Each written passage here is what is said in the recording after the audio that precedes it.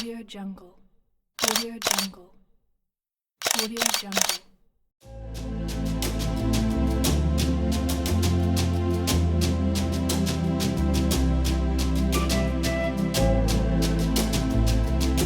Once upon a long time ago, deep in the great East African Rift Valley, there existed a paradise for all kinds of birds.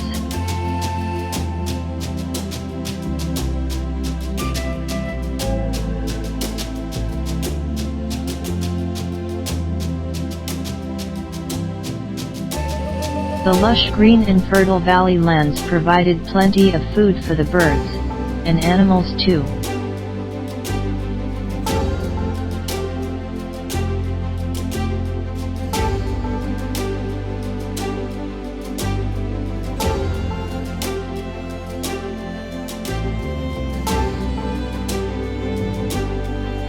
For many years, songs of joy and happiness were sung across the bird paradise of the Great Rift Valley.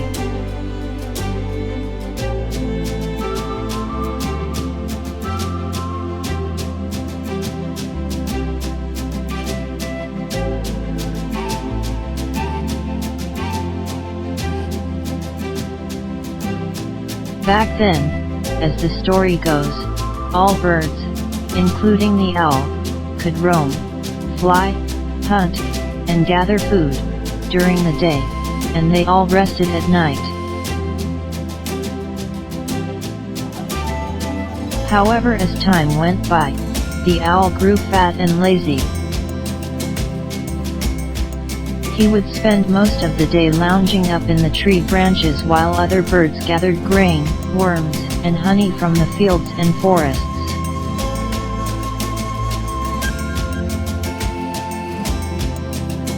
Old Mr. Owl then thought to himself, maybe I should get everyone else to work and supply me with their harvest.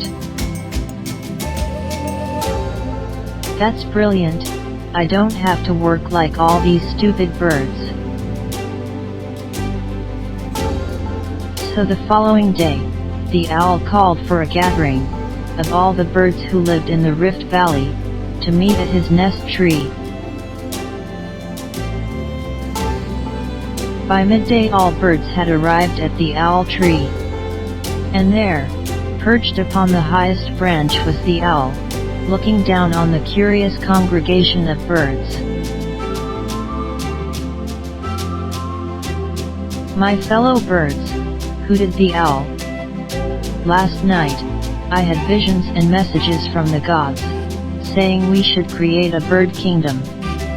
Just like the animals, who have the lion as their king. Why do we need a king?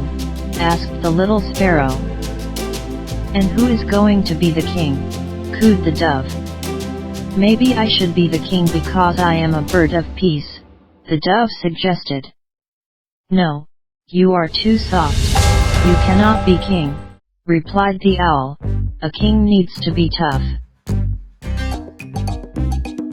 I will be the king, declared the eagle, because I have strong talons, a sharp beak and very good eyesight. I am an excellent hunter too.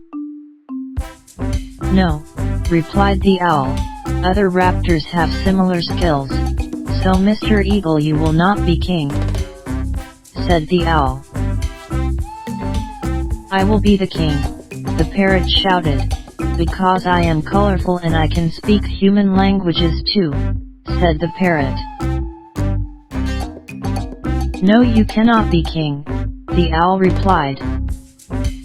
But you can be the king's court jester, it's a nice position with lots of benefits too. I declare myself to be your king, shouted the ostrich. I am the largest of all birds and the strongest too. No, you cannot be king, because you cannot fly, otherwise you are just a ground-based animal with feathers. A king of birds has to fly, the owl replied. The gods have instructed me, the owl, to be your king because I am the most wise and smartest of all birds. I am also the strongest because, Like the eagle I have sharp talons, a sharp beak, and good eyesight.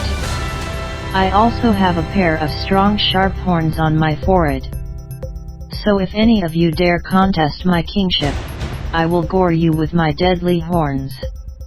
Trust me, you don't want to feel the pain from my horns." So with fear of the owl's horns, all the birds agreed to have the owl as their king. From that day onwards, every bird in the bird kingdom would supply and serve their king with all his family's needs.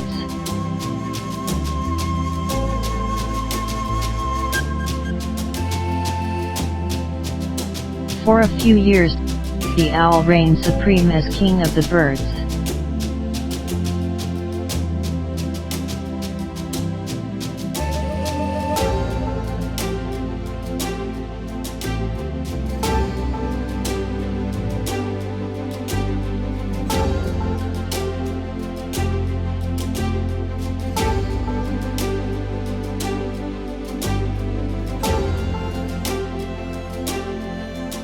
But then, one bleak year, during the reign of King Owl, the rains did not come on time, and when they did, it was too little, too late.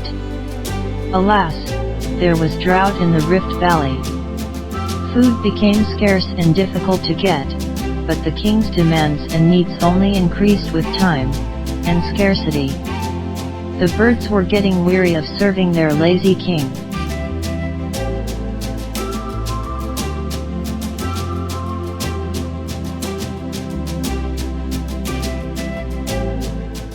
One day Little Sparrow arrived at the king's palace to pay his taxes, and he found the king alone taking his afternoon nap.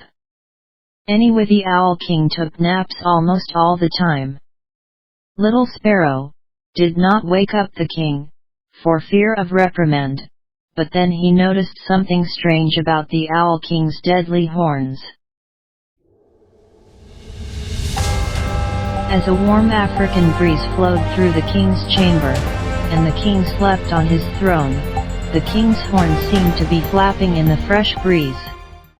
Little Sparrow moved closer to check on his majesty, and he touched the king's horns. "No, this is not real, these are only soft feathers on the owl's forehead." Curiously, Little Sparrow went forth to pluck a feather from the fake horns. And then he plucked another, thus he woke up an angry Owl King, but then it was too late. Little Sparrow plucked more feathers off the king's fake horns. The furious King Owl and Little Sparrow suddenly turned the scene into a physical aerial chicken fight, which brought attention from the other birds. They started cheering for Little Sparrow, but not for the king. Now exposed and embarrassed, the Owl King flew off into nearby forest hills, straight into a cave, only to come out that night, after most of the birds had gone home to sleep. Early next morning, the rooster crowed, to announce the dawn of a new day. The rains came pouring down. Peace and abundance returned to the Great Rift Valley, and there has never been another king of the birds again. Ever since that day, owls can hunt and feed only at night, but have to hide from other birds during the day.